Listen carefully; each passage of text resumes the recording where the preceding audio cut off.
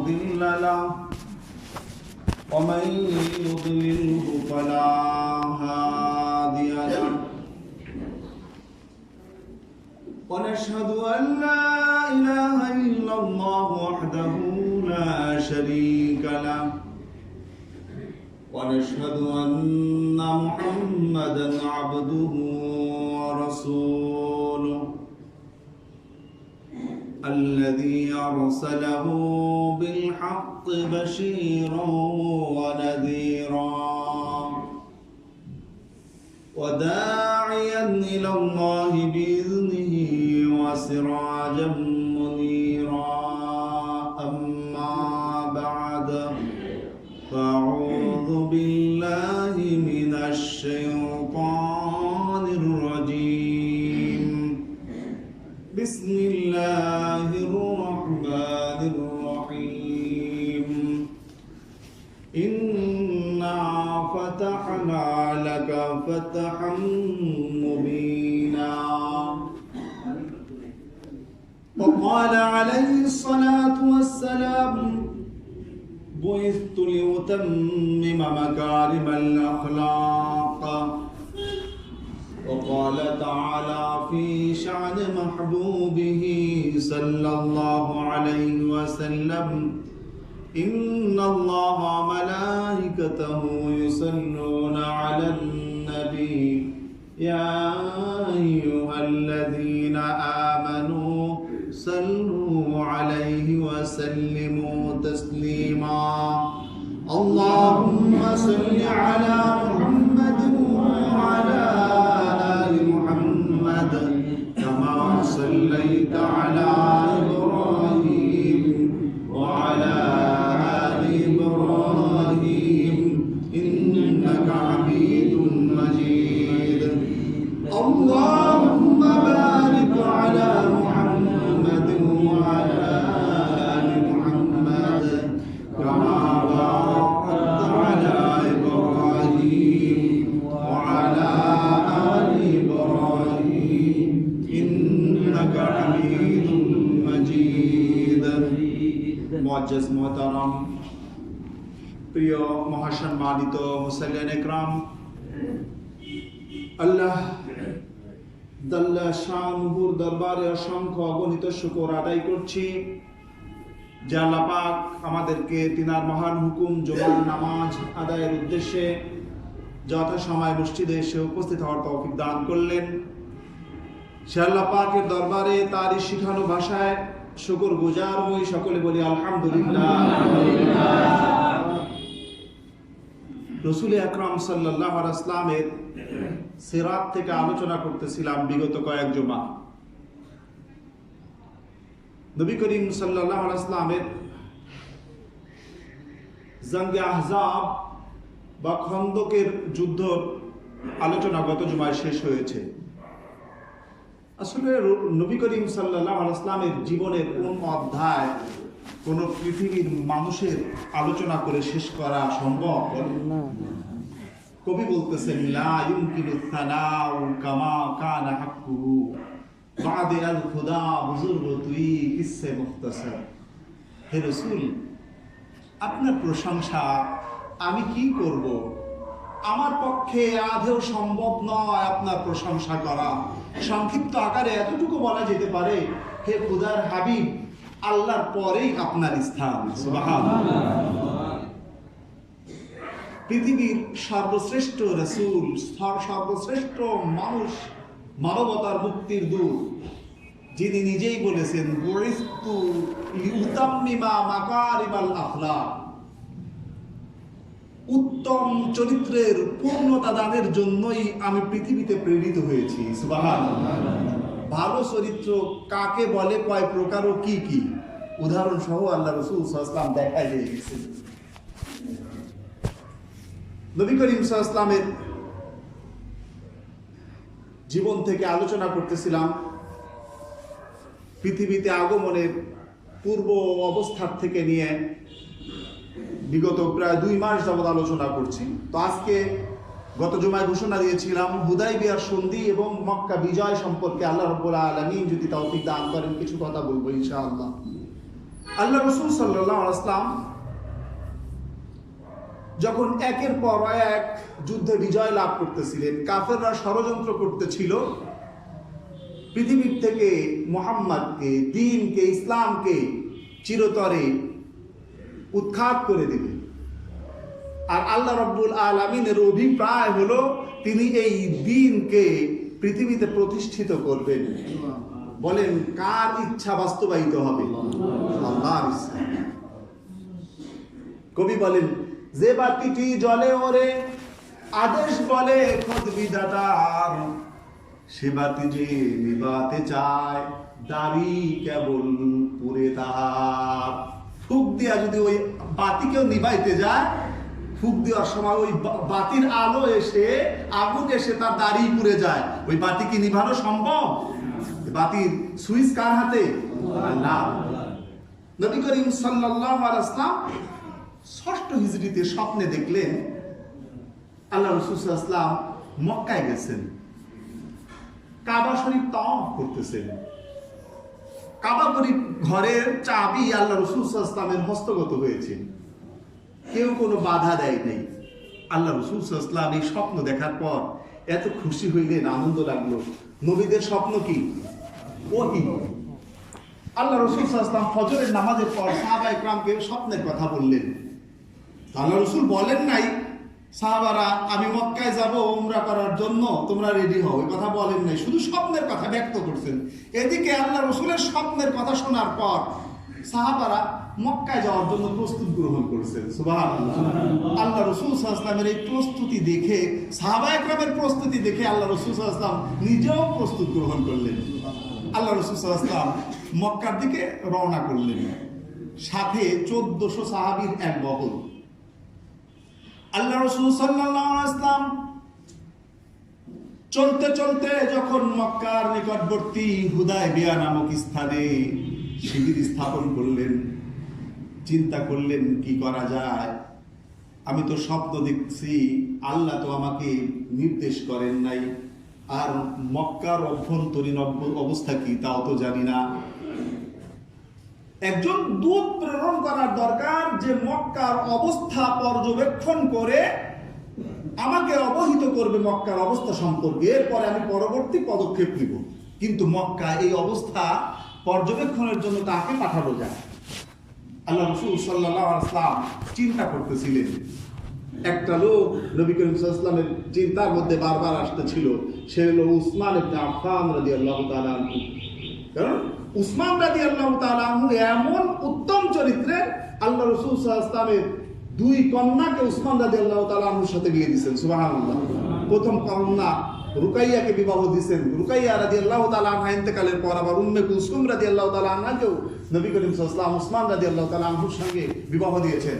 এই উম্মে কুলসুমও ইন্তেকালের পর আল্লাহ রাসূল বলেন, আমার যদি আরো কোনো কন্যা থাকতো আমি তাকে উসমানের সাথে বিবাহ দিতাম। সুবহানাল্লাহ। কেমন মুহাব্বত করলে এই কথা বলতে পারেন, চিন্তা করেন।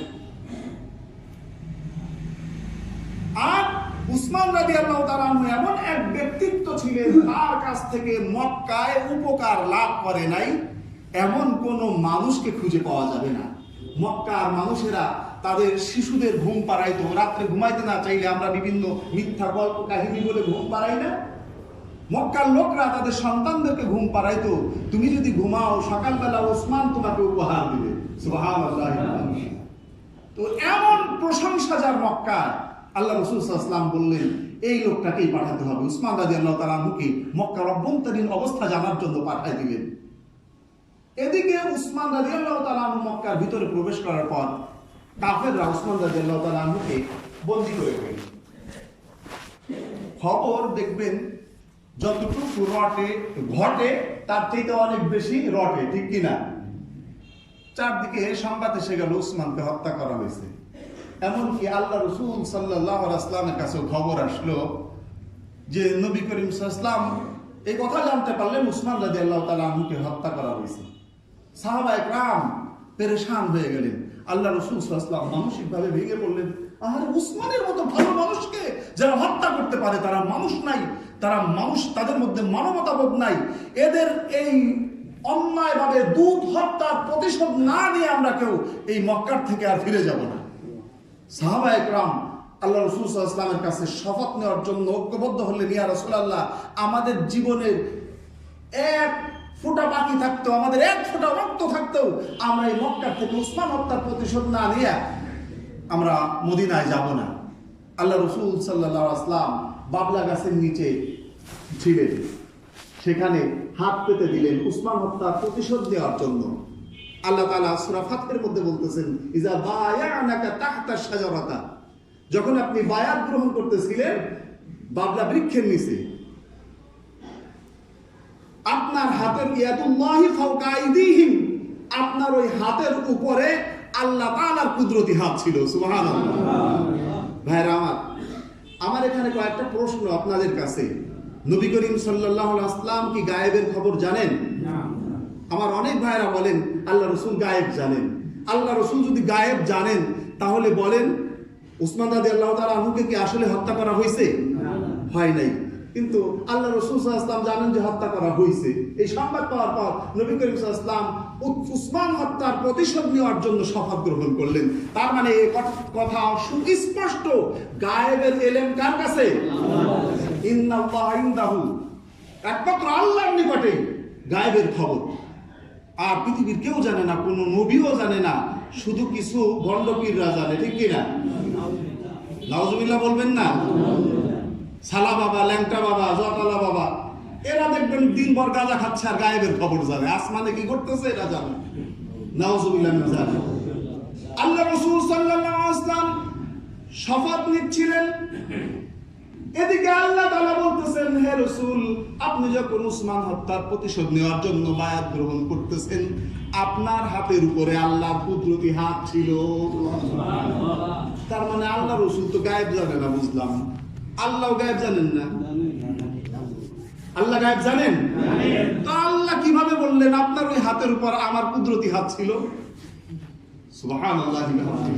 মুফাসসির কিরাম বলেন উসমান রাদিয়াল্লাহু তাআলা আনহুকে আজকে মক্কায় হত্যা করা হয় নাই, কিন্তু অচিরেই এমন একটা সময় আসবে যখন অন্যায়ভাবে উসমান রাদিয়াল্লাহু তাআলা আনহুকে হত্যা করা হবে, তখন উসমান হত্যার প্রতিশোধ নেওয়া উম্মতের উপর ফরজ হয়ে যাবে।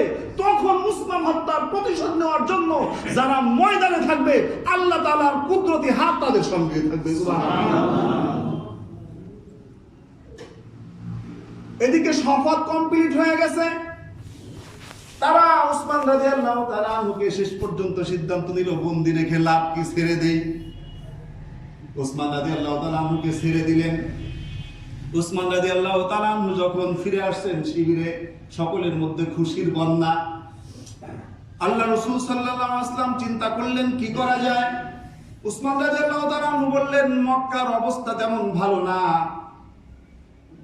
কি করা যায়? আল্লাহ রাসূল সাল্লাল্লাহু আলাইহি ওয়াসাল্লাম চিন্তা করতেছিলেন, ওরা আবার গোয়েন্দা পাঠায় দিল যে মুসলমানদের অবস্থা কি দেখে আসো। আল্লাহ রাসূল সাল্লাল্লাহু আলাইহি ওয়াসাল্লাম কত বড় হিকমতওয়ালা ছিলেন, চিন্তা করেন। আল্লাহ রাসূল সিদ্ধান্ত দিলেন, আজকে তোমরা রাতে যে খানা পাকাবা, প্রত্যেকেই যার যার খানা পৃথক চুলায় রান্না করবা। সুবহানাল্লাহ। লোক কতজন? 1400 চুলায় রান্না করতেছে। ওদের গোয়েন্দারা এসে দেখলো যে 1400 শুধু চুলায় রান্নাই হয়েছে, তার মানে সৈন্য সংখ্যা কত হবে? এই অবস্থা দেখে ওদের অন্তরে একটা ভয় জন্মে গেল, ভীতি জন্মে গেল, এদের সঙ্গে যুদ্ধ করা সম্ভব না। আবার গুপ্তচর গিয়া মক্কায় গিয়ে খবর পাঠাইলো যে আমরা পৃথিবীর অনেক রাজা বাদশার দরবারে গিয়েছি, অনেক ক্ষমতাবান শক্তিমান লোকের দরবারে গিয়েছি, কিন্তু মুহাম্মদকে তার অনুসারীরা যত সম্মান করে, যত আনুগত্য করে, আল্লাহর কসম করে বলি, এত আনুগত্য পৃথিবীর কোথাও কোন রাজা বাদশার দরবারও আমরা পাইনি। মুহাম্মদ যখন থুতু ফেলে, তার থুতুটা মানুষ বরকতের জন্য নিজের চেহারায় মাখার জন্য কারাকারি করে। সুবহানাল্লাহ। মুহাম্মদ যদি কোনো নির্দেশ করে, সেটা পালন করার জন্য সকলে প্রতিযোগিতা গ্রহণ করে, কার আগে সে ওই হুকুমটা পালন করবে। সুবহানাল্লাহ। এই জন্য তোমাদেরকে বলি, ও মক্কাবাসী, তোমরা যদি জীবনের নিরাপত্তা চাও তাহলে মুহাম্মাদের সাথে যুদ্ধ জড়াইও না। সুবহানাল্লাহ। দেখেন মক্কাবাসীদের যেই সারা জীবনের পরিকল্পনা ছিল, এই পরিকল্পনা বাস্তবায়নের এর চাইতে মুখ্যম আর কোনো সুযোগ ছিল? কারণ মদিনায় সাহাবায়ে কেরাম শক্তিশালী যারা প্রকৃত মুসলমান সকলেই কিন্তু তাদের বাড়ির ভিতরে প্রায় চলে আসছে, মক্কায় চলে আসছে।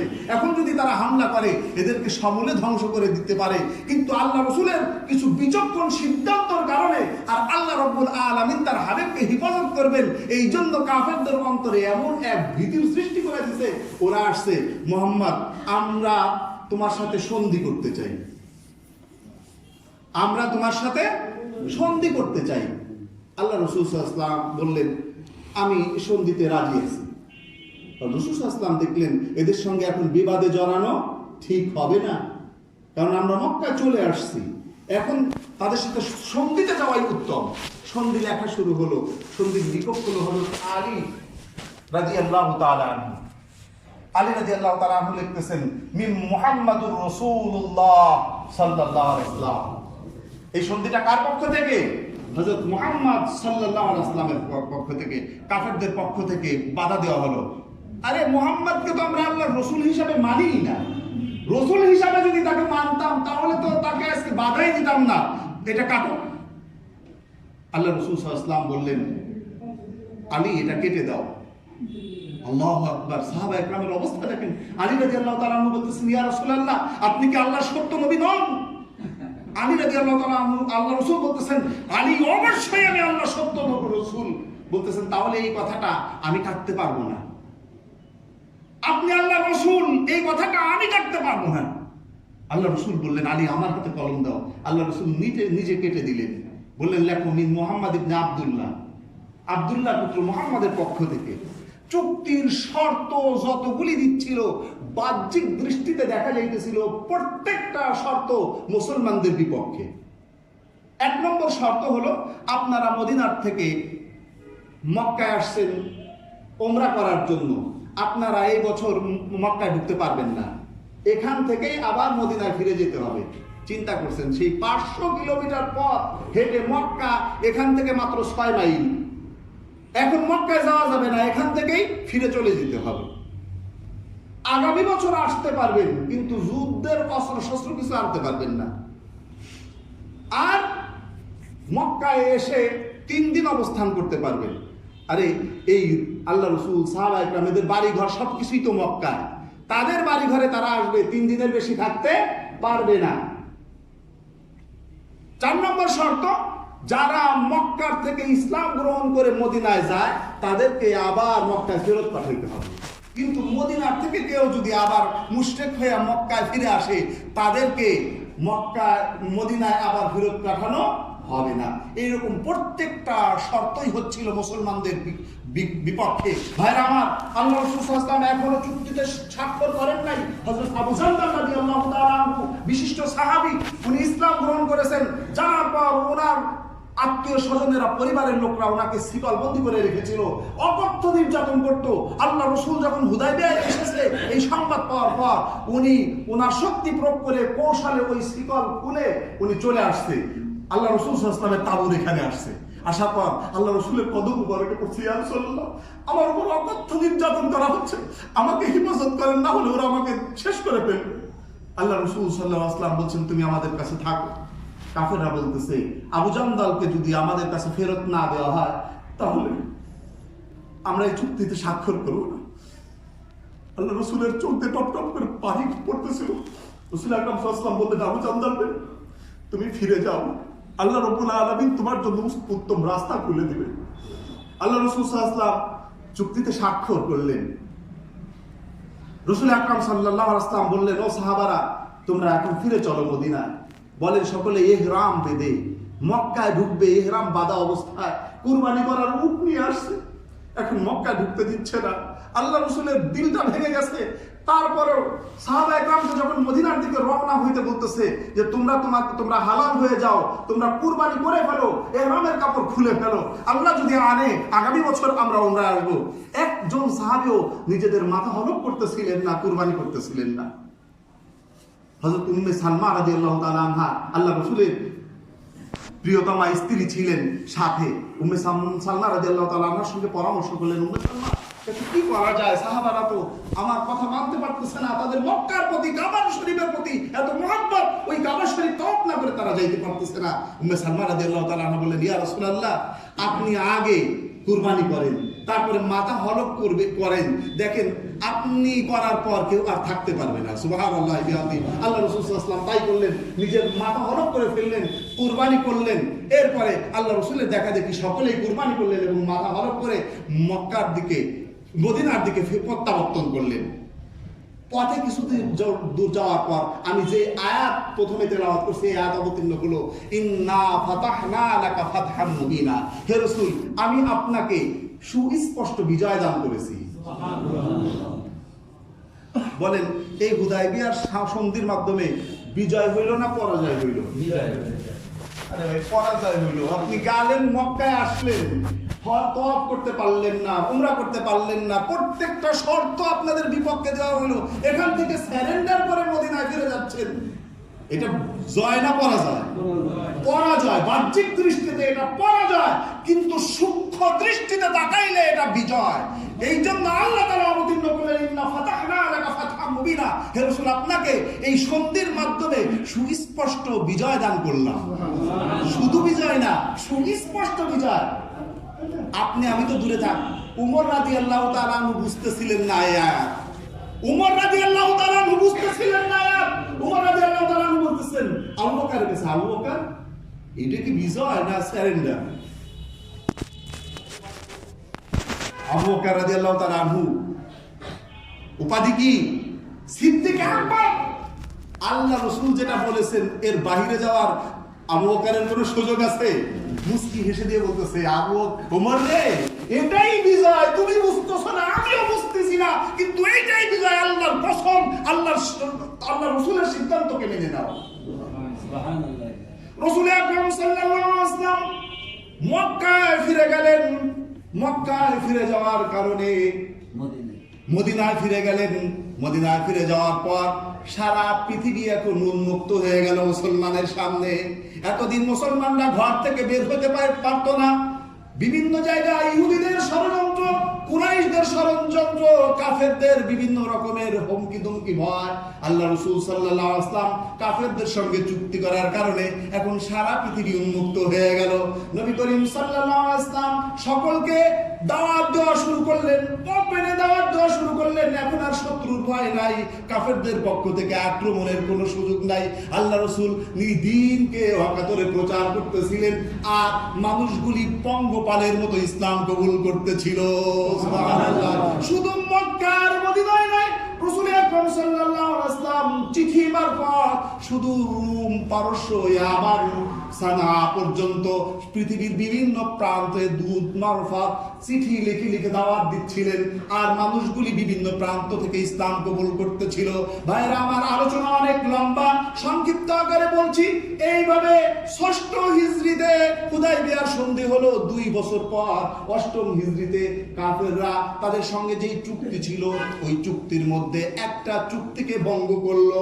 সেটা হলো নবী করিম সাল্লাল্লাহু আলাইহি ওয়াসাল্লামের সঙ্গে একটা চুক্তি ছিল, যারা মুসলমানদের মিত্র তারা কুরাইশদের সাথে মিত্রতা গ্রহণ করবে, যারা কুরাইশদের মিত্র তারা তাদের সঙ্গে মুসলমানরাও মিত্রতা গ্রহণ করবে।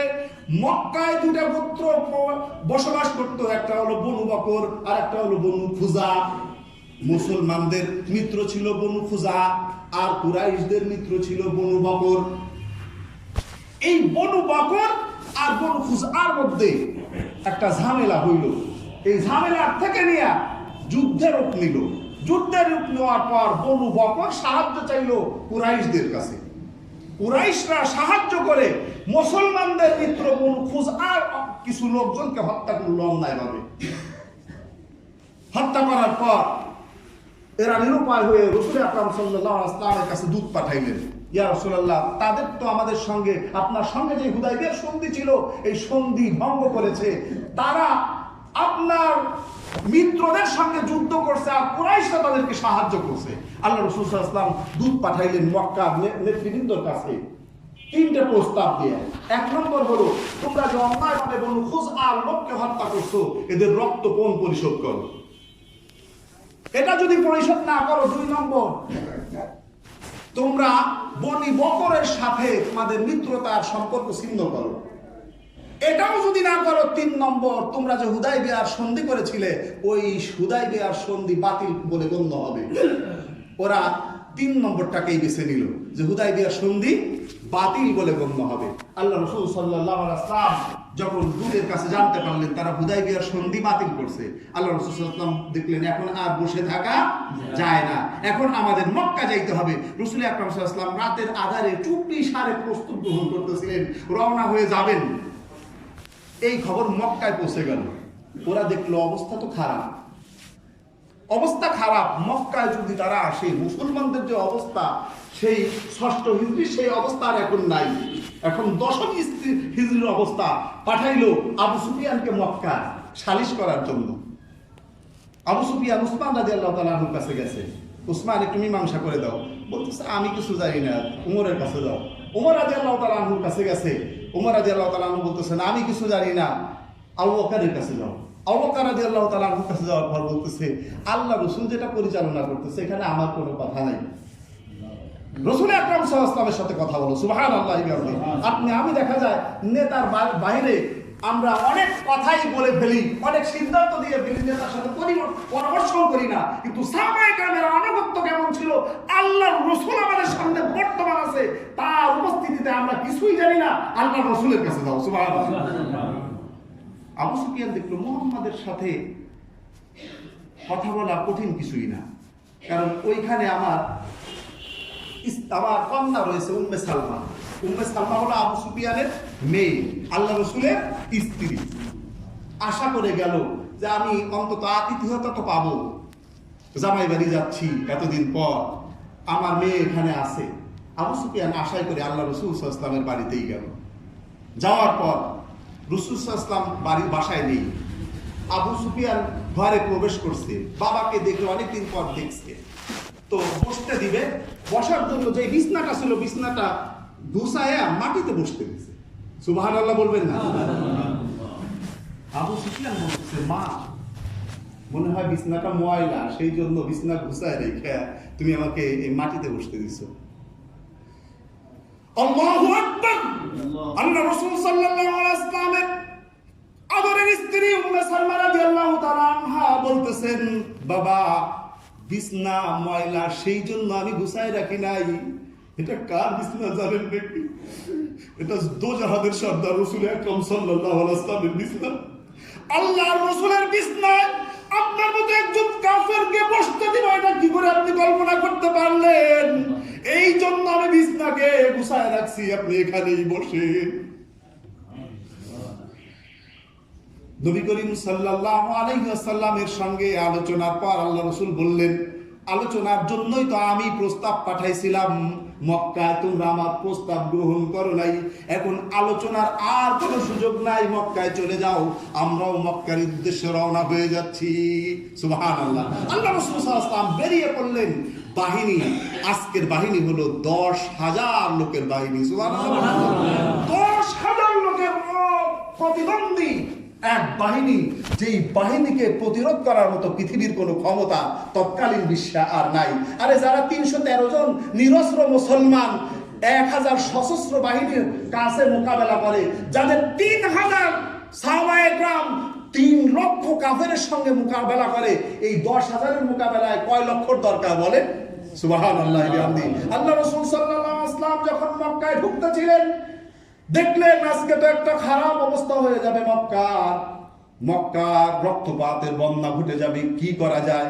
রাসূল আকরাম সাল্লাল্লাহু আলাইহি ওয়াসাল্লাম সাহাবায়ে কেরামের কাছে সাথে পরামর্শ করলেন, ও সাহাবারা খবরদার, তোমরা মাথাকে নিচু দিকে দিয়া মক্কায় প্রবেশ করবা, কোন বৃদ্ধাকে আক্রমণ করবা না, কোন নারীকে আক্রমণ করবা না, কোন শিশুকে আক্রমণ করবা না, উপাসনালয় যারা উপাসনারত আছে তাদেরকে আক্রমণ করবা না। আল্লাহ রাসূলের জিহাদের অবস্থা দেখছেন নাকি? শুধুমাত্র সম্মুখ যুদ্ধে যারা তোমাদেরকে প্রতিরোধ করে তাদেরকে প্রতিহত করবা মাত্র, এছাড়া কাউকে কিছু বলবা না। এখানে বলে ক্ষান্ত হলেন না আল্লাহ রাসূল সাল্লাল্লাহু আলাইহি ওয়াসাল্লাম। রাসূল আকরাম সাল্লাল্লাহু আলাইহি ওয়াসাল্লাম ঘোষণা করে দিলেন, ও মক্কাবাসী, যারা কাবা শরীফে গিয়ে আশ্রয় নিবা তারা নিরাপদ, যারা তোমাদের নেতা আবু জেহেলের আবু লাহাবের বাসায় গিয়ে আশ্রয় গ্রহণ করবা তারা নিরাপদ, যারা নিজেদের ঘরের দরজা বন্ধ করে বসে থাকবা তারাও নিরাপদ, শুধুমাত্র যারা সম্মুখ যুদ্ধে প্রতিরোধ করতে আসবা তাদের সঙ্গে মোকাবেলা হবে। সুবহানাল্লাহ। সাহাবায়ে যখন মক্কাবাসী দেখলো যে আমরা আমাদের নিরাপত্তা পেয়েছি, মুহাম্মদ নিরাপত্তা দিয়েছে, তখন তারা সকলেই নিরাপত্তার জন্য কাবা শরীফে গিয়ে আশ্রয় নিল, আবু সুফিয়ানের বাড়িতে গিয়ে আশ্রয় নিল, তারা নিজেদের ঘরের দরজা বন্ধ করে রাখলো। মক্কায় ঢুকতে ছিল বিজয় দেশে মুসলমানরা, কেউ প্রতিরোধ করার সাহস পায় নাই। এক সাহাবী আজকের এই উল্লাসে উদ্দীপনার সাথে বলতেছে, আল ইয়াউমা ইয়াউমুল মালহামা। আমরা বলি না আজকে ওদেরকে শেষ করে দিব? আজকের দিন প্রতিশোধ গ্রহণ করার দিন, আজকের দিন প্রতিশোধ গ্রহণ করার দিন। ও কাফেরেরা, আল্লাহ রাসূল নবুয়ত প্রাপ্তির পর দীর্ঘ 13টা বছর মুসলমানদের উপর, সাহাবীদের উপর, আল্লাহ রাসূলের উপর যে নির্যাতন করেছো, আজকে দিন এসেছে তার প্রতিশোধ নেওয়া হবে। রাসূল আকরাম সাল্লাল্লাহু আলাইহি ওয়াসাল্লামের কাছে যখন এই খবর আসলো, আল্লাহ রাসূল সাল্লাল্লাহু আলাইহি ওয়াসাল্লাম ডাকলেন ওই সাহাবাকে, ডেকে বললেন, খবরদার তুমি এই কথা ঘোষণা করো, আল ইয়াউমা ইয়াউমুল মারহামা, আজকের দিন দয়া প্রদর্শনের দিন। সুবহানাল্লাহ। আজকের দিন মক্কাবাসীদের সাথে দয়া প্রদর্শনের দিন। রাসূল আকরাম সাল্লাল্লাহু আলাইহি ওয়াসাল্লাম ঢুকতেছিলেন, মক্কার মানুষগুলি ভয়ে সংকুচিত হইতেছিল। আজ আমাদের উপায় নাই, আমাদের গর্দান উড়ে যাবে, মুহাম্মাদের উপর যে অকথ্য নির্যাতন করা হয়েছে, আজ আমাদের কারো আর মুক্তি হবে না, আমাদেরকে হত্যা করা হবে। রাসূল আকরাম সাল্লাল্লাহু আলাইহি ওয়াসাল্লাম মক্কায় ঢুকে একটা ভাষণ দিলেন, জিজ্ঞেস করলেন, ও মক্কাবাসীরা, তোমরা আমার কাছ থেকে কি কেমন আচরণ চাও? মক্কার লোকরা কথা বলার সাহস পাচ্ছিল না। এক ব্যক্তি দাঁড়িয়ে বলল যে, হে আমাদের উত্তম ভাইয়ের উত্তম পুত্র, আপনার কাছ থেকে আমরা উত্তম আচরণই কামনা করি। নবী করিম সাল্লাল্লাহু আলাইহি ওয়াসাল্লাম বললেন, আজ থেকে 2000 বছর পূর্বে আমার ভাই ইউসুফ আলাইহিস সালাম যেমন তার ভাইদেরকে বলছিল, লা তাসরিবা আলাইকুমুল ইয়াউম, তোমাদের প্রতি আমার কোনো অভিযোগ নাই, আমিও আজ 2000 বছর পরে মক্কাবাসীদের জন্য ঘোষণা করছি, আল ইয়াউমা লা তাসরিবা আলাইকুমুল ইয়াউম, আজ তোমাদের বিরুদ্ধে আমার কোনো অভিযোগ নাই, তোমাদের সকলকে সাধারণ ক্ষমা গ্রহণ করা হলো। সুবহানাল্লাহ। সুবহানাল্লাহ বিহামদি। ভাইরা আমার, এটা হলো আল্লাহ রাসূল সাল্লাল্লাহু আলাইহি ওয়াসাল্লামের নীতি, এটা আল্লাহ রাসূল সাল্লাল্লাহু আলাইহি ওয়াসাল্লামের চরিত্র ছিল। আমরা তার উম্মত হয়ে আমাদের চরিত্র দেখলে কাফেররাও আজ লজ্জা পায়, ঠিক কিনা? আসুন আমরা আল্লাহ রাসূল সাল্লাল্লাহু আলাইহি ওয়াসাল্লামের জীবনী থেকে অধ্যয়ন করি, আল্লাহ রাসূল সাল্লাল্লাহু আলাইহি ওয়াসাল্লাম সম্পর্কে জানি। আর জেনে লাভ নাই যদি বাস্তবায়ন না করি। রাসূল আকরাম সাল্লাল্লাহু আলাইহি ওয়াসাল্লামের আদর্শ উম্মত হওয়ার জন্য আল্লাহ রাসূলের আদর্শ গ্রহণ করে আমরা আদর্শ উম্মত হওয়ার চেষ্টা করি। আল্লাহ রাব্বুল আলামিন আমাদের সকলকে তৌফিক দান করুন। আমিন। আমাদের তৌফিক ইল্লা বিল্লাহ। যাদের সুন্নাত বাকি আছে তারা কাবলা জমা করুন।